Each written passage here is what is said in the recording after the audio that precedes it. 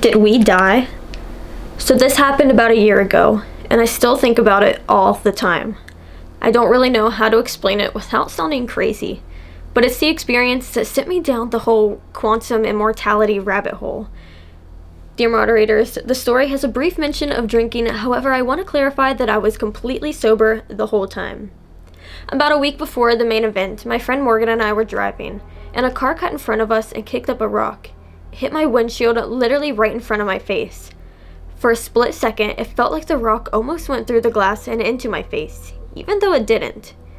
I turned on the windshield wipers thinking that maybe it was dust, but there was a chip with a tiny crack coming off of it. We both saw it, talked about how annoying it was, and didn't worry too much because where I live, windshields get replaced for free all the time. That chip stayed there all week, directly in my line of sight.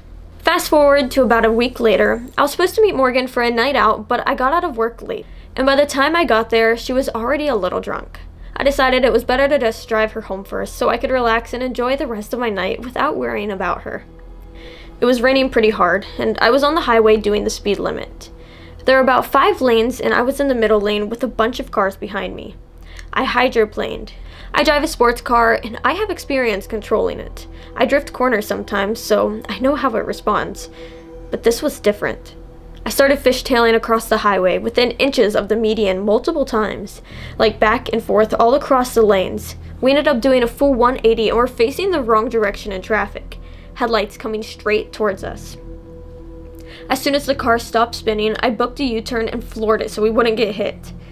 Now this is the part that really messes with me. Morgan is someone who knocks out instantly when she sleeps. She's incredibly hard to wake up.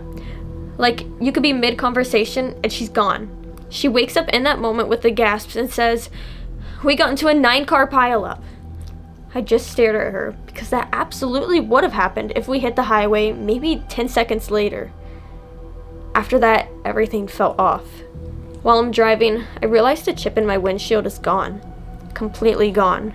The chip that had been right in front of my face for a full week. No crack, nothing. I have a dash cam, so I pulled over later and checked the footage. My dash cam records in 2 to 3 minute loops.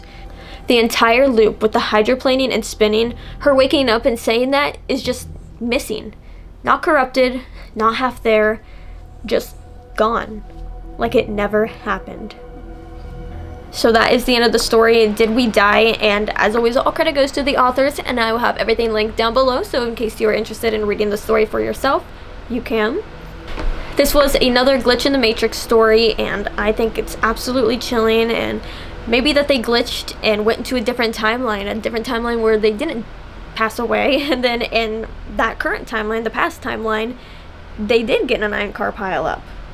I don't know. I don't really know how that works. So I am curious to know what's your guys' thoughts and opinions on the situation. What do you think happened to them?